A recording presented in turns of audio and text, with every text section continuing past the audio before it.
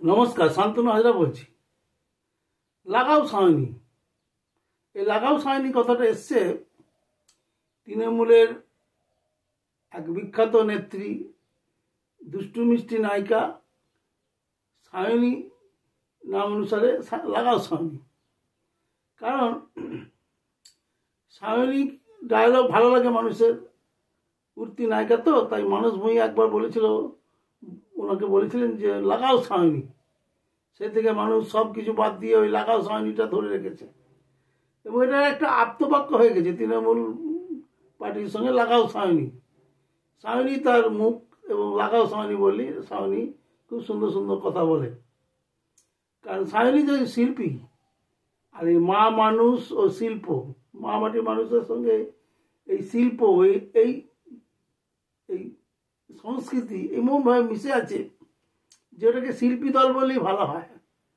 যত MLA MP local councillor যা আছে সবাই সিনেমা থিয়েটার বা রেডিও টিভিতে এত সুন্দর বা সিরিয়াল এত সুন্দর অভিনয় করেছেন যে মানুষ আজও মনে রেখেছে এবং সেই জন্যই মমতা বন্দ্যোপাধ্যায় তাদেরকে নিয়ে এসছেন। তাই কাকে ছেড়ে কাকে বলবো, যেমনি সায়নী ঘোষের অভিনয় তেমনি আপনার ওই তাপস পালের অভিনয় সেরকম যারাই যেখানে আছে সবাই একটা বিখ্যাত আন্তর্জাতিক মানের শিল্পী। সেই জন্য এটাকে মা মাটি মানুষ ও শিল্পী বলা উচিত। মা মাটি মানুষ তো শিল্পী দল। এখানে ধরুন কুণাল ঘোষকে লোকে বলে যে ম্যাট্রিক পাস সাংবাদিক, কিন্তু সাংবাদিকতা উনি প্রচণ্ড দক্ষতা দেখিয়েছেন এবং সারা ভারতে ওনার নাম। উনি সাংবাদিকতাটাকে এমন একটা পর্যায়ে নিয়ে গেছেন যে মানুষ ওনাকে না দেখলেও নয়, ওনার বিরুদ্ধে অনেক কথা বলেন, কিন্তু কুণাল ঘোষ একটা জায়গা করে নিয়েছেন মানুষের মনের মধ্যে এবং তৃণমূলের মুখ্য যে স্পোক্সম্যান সেই হিসাবে ভালোই কাজ করছেন। উনি প্রচুর বই লিখেছেন, গ্রন্থ। সেই গ্রন্থের মধ্যে আছে বাক বিধবা, যেটা মোটামুটি নোবেল প্রাইজ না পাক বুকার পুরস্কার পাওয়ার যোগ্য, এত সুন্দর লিখেছেন। এছাড়া আছে শতাব্দী রায়, উনি তো কবিতার দেবী, কবিতায় উনি ভরিয়ে ফেলেছেন। আর এছাড়া সবার কথা বললে পরে তো সারাদিন লাগবে। সবাই শিল্পী, দুজন শিল্পীকে বিশেষ দাম দিতে হয়। একটা হচ্ছে গিয়ে ববি হাকিম, আরেকজন হচ্ছে গিয়ে ওই দমদমের বোস। এরা এত শিল্পসঙ্গতভাবে সরকারের জমি প্রমোটার হাতে তুলে দিয়েছেন, সেটা একটা শিল্পীরই পরিচয়। তো এইভাবে আরো অনেক শিল্পী আছে যারা তৃণমূলের মধ্যে আছে, মা মাটি মানুষ ও শিল্পের মধ্যে ঢুকে আছে। তো এই সরকারের দুটো একটা নেতা চুরিদায় জেল খাটছে, এটাও ঠিক। তো সে সব সরকারের আমলেও থাকে। এর আগে কংগ্রেসের কানিমজি, ডি রাজা, সুখরাম, এরা মিডিয়ার মাধ্যমে চারিদারে চোর হিসাবে নাম প্রচারিত হয়েও এরা জেল খেটেছেন। তা কংগ্রেস কি মুছে গেছে? কংগ্রেস মুছে। সেরকম তৃণমূলের দু একটা নেতা জেলে আছে এবং মিডিয়াতে তাদের নামে অনেক কিছু বলা হয়েছে। তাতে তৃণমূলের কিছু যায় আসে না।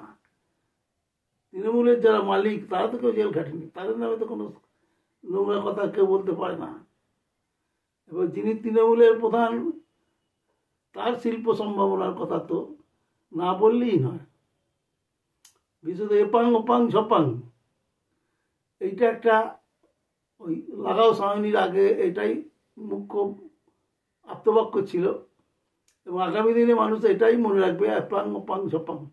এটা হচ্ছে এপাং ওপাং ঝপাং, এটা একটা ফিলিপিন্সের ভাষা। আমরা যদি বলি না সত্যম শিবম সুন্দরম, ওরা সেই প্রজ্ঞার কথা বলে, ওটা আমাদের দেশে নিয়ে এসছেন দিদি।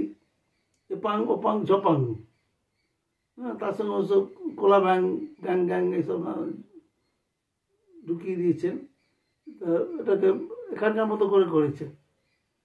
তা আমাদের কুণাল ঘোষ ইদানিং অভিনয় করছেন, যারা ওই রিহার্সালে যে তারাই বলছেন যে অসাধারণ, অপূর্ব, এর আগে এদের আনা উচিত ছিল।